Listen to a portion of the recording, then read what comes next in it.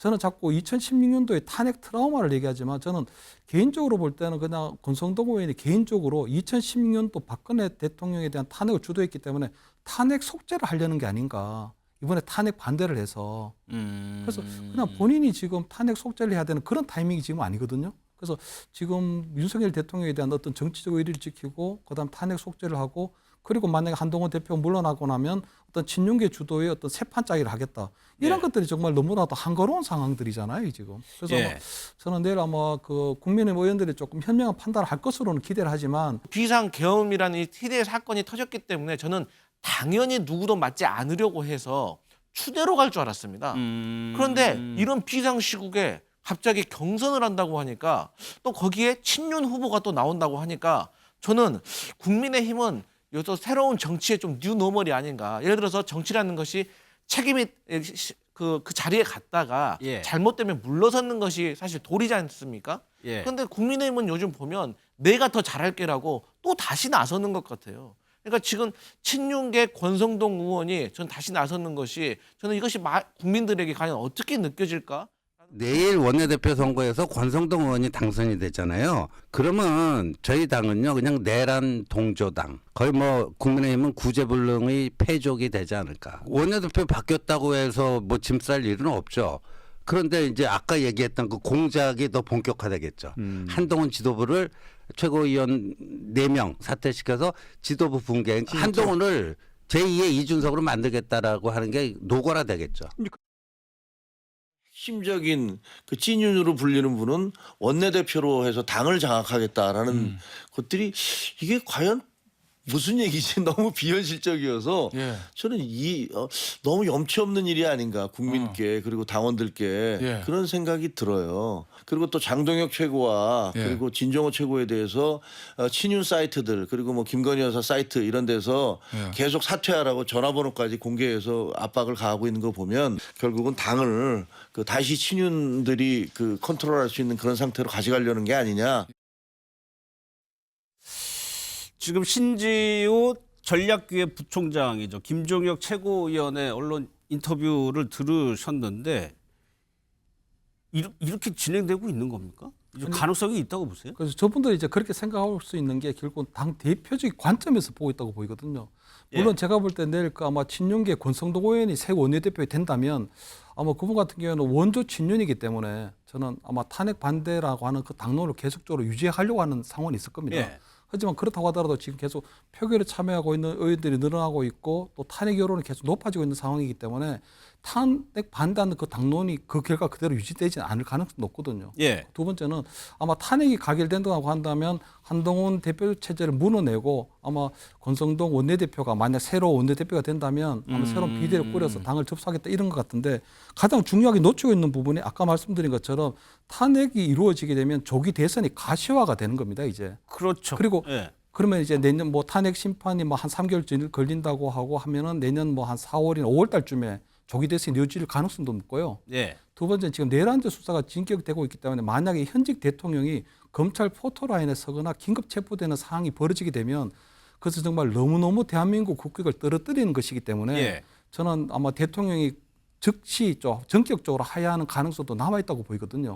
그렇게 되면 지금 탄핵이 이번 주에 만약에 탄핵이 가결된다고 하더라도 그 다음 수순은 내란죄 수사 여부에 따라서 이제는 전격 하야라는 그런 국민적 요구가 커져 나올 가능성이 높기 때문에 예. 지금 탄핵과 함께 동시에 고려되는 것은 이제 조기 대선이거든요. 그럼 조기 대선 국면에서 당대표로 가는 그 한 줌의 권력이 무슨 의미가 있냐 이런 거죠. 예. 그래서 저는 탄핵은 탄핵이고 이제 대선이기 때문에 한동훈 우리 친한계에 있는 분들도 고민을 해야 되는 부분은 이제는 당 대표직이 아니고 차기 대선에서의 어떤 준비를 어떻게 나갈 것인가. 예. 그리고 한동훈 대표 외에 그러면 새로운 우리 국민의힘의 대선 주자는 누가 될 수 있을 건지가 이런 이제 차기 대선적 관점에서 봐야 되는 거거든요. 예. 그런 부분에 있어서는 심지어 우리 그 뭐 전략기획 부총장이 보면 어쨌든 대화 전략을 총괄을 하고 또 당 내부의 어떤 선거 전략이나 여러 가지 아마 전략을 기민하게 좀 짜내셔야 되는 분인데 너무 당 대표적 관점에서 아직도 친한계 대 친윤계의 어떤 당권 싸움에 매몰려 있는 것은 좀 굉장히 안타깝다 이런 말씀드립니다. 예. 뭐 물론 이거는 이번 토요일에 탄핵안이 통과되고 헌재에서 그게 인용이 됐을 때를 가정한 얘기입니다만.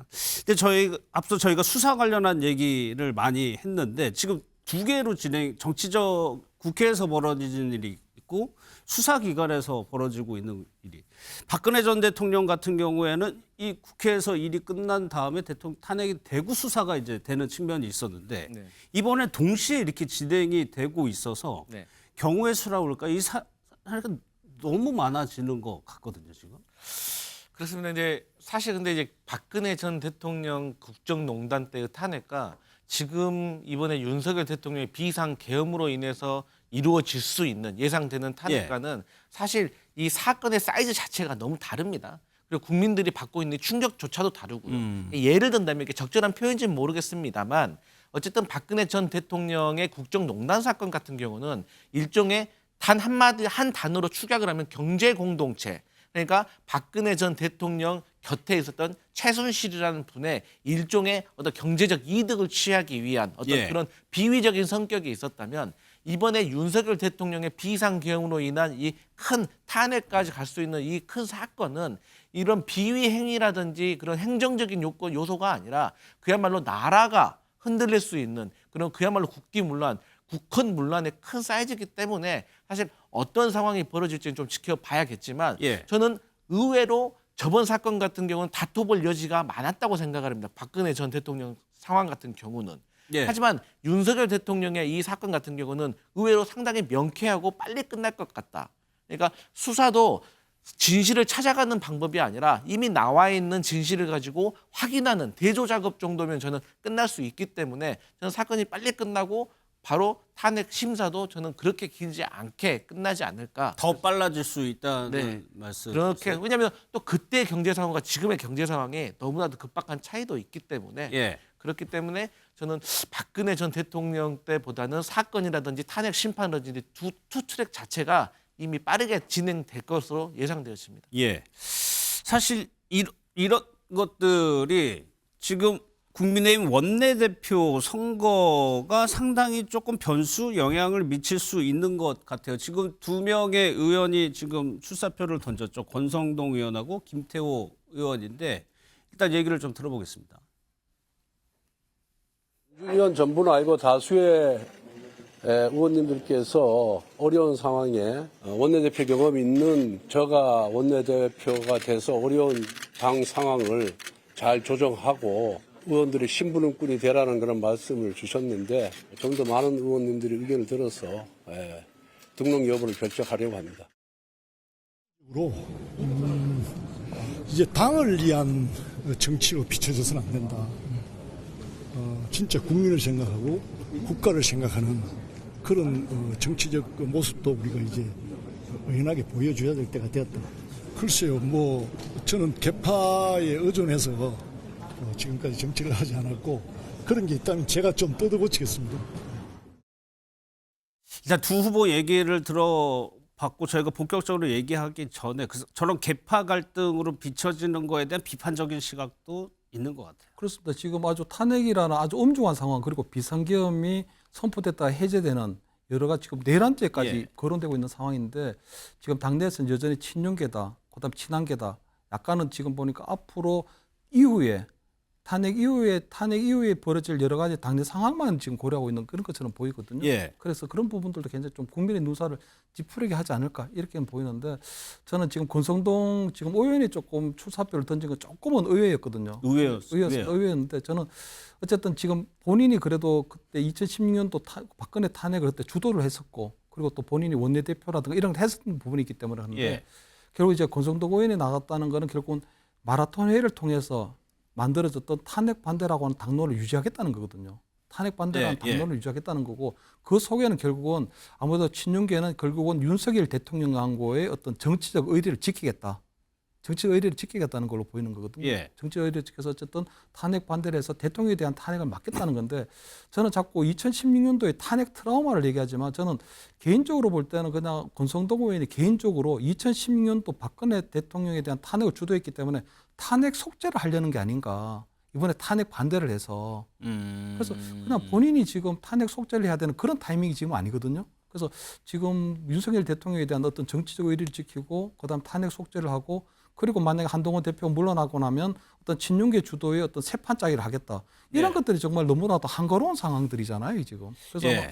저는 내일 아마 그 국민의힘 의원들이 조금 현명한 판단을 할 것으로는 기대를 하지만 지금 탄핵 반대 여론을 주도하고 있는 의원들이 보면 영남권 의원들을 주축으로 이루어지고 있는 상황이거든요. 예. 친윤계라고도 할 수 없고 영남권 의원들을 주축으로 이루어지고 있기 때문에 그분들이 보면 영남권 의원들이 59분인데 59명인데 그중에 탄핵에 대해서 공개적으로 찬성하고 있는 분이나 아니면 내 다음 14일 날 두 번째 탄핵에 표결 참여하겠다는 의원은 3분밖에 안 되세요. 예. 그렇기 때문에 아마 56분 정도의 영남권 의원들이 여전히 탄핵 반대라고 하는 그 부분에 공감대를 형성하고 있다면 예. 저는 아무래도 내일 이루어질 새 원내대표는 또 권성동 의원이 될 수 있지 않을까, 그럴 가능성이 좀 높지 않을까 이렇게 보이죠. 앞서 탄핵 이번에 두 번째 탄핵 소추안은 통과될 가능성이 높다고 보셨는데 권성동 의원이 원내대표가 되면은 탄핵에 반대할 가능성이 높고. 그래서 탄핵 반대라고 하는 그 당론을 계속적으로 유지를 하겠죠. 그 대신에 투표 그러니까 상황이 방식, 바뀔 수 탄핵 있다는 반대라고 하는 그 당론은 유지하려고 할 텐데 예. 거기에 대해서 반발하는 여론이 상당히 크기 때문에 그 당론 유지가 쉽지는 않을 것 같고요. 두 번째는 만약에 그대로 당론을 유지한다고 하더라도 투표 방식이 이제 자유투표로 바뀔 거기 때문에 예. 얼마든지 의원들이 이제는 조금 각자 양심에 따른 투표할 가능성이 높아 보인다. 그렇게 되면은 아마 지금 8표 정도가 필요한데 지금 예. 4표 정도가 나왔기 때문에 추가적인 이탈표가 나올 수도 있다. 뭐 이렇게는 보이는 거죠. 예. 앞서 이제 그 한동훈 대표가 얘기했던 질서 있는 퇴진이 좀 무산되면서 또 원내대표가 새로 선출이 되면은 한동훈 대표의 영향력은 더 줄어들게 되는 겁니까? 아니요. 이번에 권성동 의원이 되느냐, 김태호 의원이 되느냐에 따라서 전 달라질 것으로 봅니다. 예. 만약에 권성동 의원이 원내대표에 당선이 된다. 그러면 저는 개인적으로 한동훈 대표가 계속 당대표직을 유지하기 어렵다고 봅니다. 그 이유는 어렵다. 앞서 제가 말씀드렸고요. 하지만 이제 김태호 의원이 원내대표에 선출이 된다면 저는 충분히 한동훈 대표와 호흡을 맞춰가지고 당 재건에 나설 수 있을 거라고 생각을 합니다. 근데 제가 이제 좀 의아했던 게 뭐냐면 예. 사실 이번 정부 들어가지고 국민의힘의 당대표나 원내대표는 사실상 극한 직업에 이를 만큼 상당히 어려운 자리거든요. 그런데 이런 또 비상 계엄이라는 이 TD의 사건이 터졌기 때문에 저는 당연히 누구도 맡지 않으려고 해서 추대로 갈 줄 알았습니다. 그런데 이런 비상 시국에 갑자기 경선을 한다고 하니까 또 거기에 친윤 후보가 또 나온다고 하니까 저는 국민의힘은 요새 새로운 정치의 좀 뉴노멀이 아닌가. 예를 들어서 정치라는 것이 책임이 그 자리에 갔다가 예. 잘못되면 물러서는 것이 사실 도리지 않습니까? 예. 그런데 국민의힘은 요즘 보면 내가 더 잘할게라고 또 다시 나서는 것 같아요. 그러니까 지금 친윤계 권성동 의원이 전 다시 나서는 것이 저는 이것이 국민들에게 과연 어떻게 느껴질까라는 의문이 있고 마지막으로 만약 권성동 의원이 된다면 14일 날 있을 탄핵 2차 표결에서 어떤 선택을 할까? 왜? 지금까지는 친윤 의원들은 조기 퇴진을 질서 있는 퇴진을 주장을 하면서 탄핵을 반대해 왔잖아요. 예. 하지만 대통령의 일단 전언이긴 하지만 만약에 대통령이 나 차라리 조기 퇴진보다 하야보다 나는 탄핵이 낫다. 나 탄핵 심판 한번 가서 겨뤄보겠다라는 입장을 말한다면 사실 또 권성동 의원은 앞뒤 스탠스가 좀 꼬일 수가 있는 거거든요. 예. 그래서 어쨌든 지켜볼 일이지만 저는 당과 국가와 국민을 위해서는 그럼에도 친윤 어떤 출신 의원보다는 중립적인 의원이 조금 국민의힘 원내대표를 맡는 것이 무난하게 이 사태를 수습하는 길이 아닐까 그렇게 예. 생각해 봅니다. 당 안팎에서 나온 얘기, 비대위 얘기 네. 나오던데 실현 가능성이 있다고 보세요? 일단은 지금 2차 그 탄핵 표결을 앞두고 있기 때문에 지금 비대위는 전혀 실현 가능성이 없고요. 왜냐하면 지금 최고위가 9분인데 예. 지금 이제 추경 원내대표가 이제 사퇴해서 8분이 되죠. 내일 이제 9분이 되는데 지금 그 현재로 볼 때는 그 한동훈 대표를 중심으로 한 친한계가 다수파거든요. 네. 물론 이제 장동혁 수석 최고위원은 자꾸 입장이 이제 뭐 바뀌고 있는 상황이기 때문에 다르긴데 그래서 저는 아마 이번 주 토요일 날 탄핵 표결이 이루어지고 난 이후에 아마 그런 부분도 얘기되지만 지금 당장 어떤 비대위에 대한 부분은 전혀 성사 가능성이 전혀 없다 이런 보입니다. 그런데 장동혁 의원 얘기를 계속적으로 하는 이야기가 뭡니까? 일단 장동혁 의원 같은 경우 친한계로 분류가 됐잖아요. 예, 그렇죠. 근데 장동혁 의원은 지금 탄핵에 반대하는 입장입니다. 예. 근데 한동훈계 같은 경우는 지금 탄핵에 찬성을 하는 입장입니다. 근데 또 깊이 들어보면 일각에서는 장동혁 의원이 만약에 탄핵이 통과된다. 찬성표가 많아서 통과된다. 그러면 본인이 도의적으로 책임을 지고 이 최고위원회에서 사퇴하는 것이 맞다라는 분석도 있습니다. 예. 그런데 중요한 건 뭐냐면 뭐 이렇든 저렇든 간에 어쨌든 친윤계로 분류되고 있는 김재원 최고, 인요한 최고, 김민전 최고 이 세 명에다가 친한계인 장동혁 의원 최고위원까지 합쳐져서 4명이 사퇴를 해버리면 이게 한동훈 지도부가 붕괴가 되고 그때 원내대표가 비대위원장을 지명을 하게 될 겁니다. 예. 그렇기 그렇기 때문에 또 친윤계라든지 친한계에서는 이 원내대표 새로운 원내대표의 어떤 누가 되는 것이 상당히 중요한 입장이다. 그래서 예. 한편으로는 지금 장동혁 의원이 캐스팅 보트가 됐다고 할까요? 어쨌든 막중한 역할을 맡게 되는 그런 상황인 것 같습니다. 예.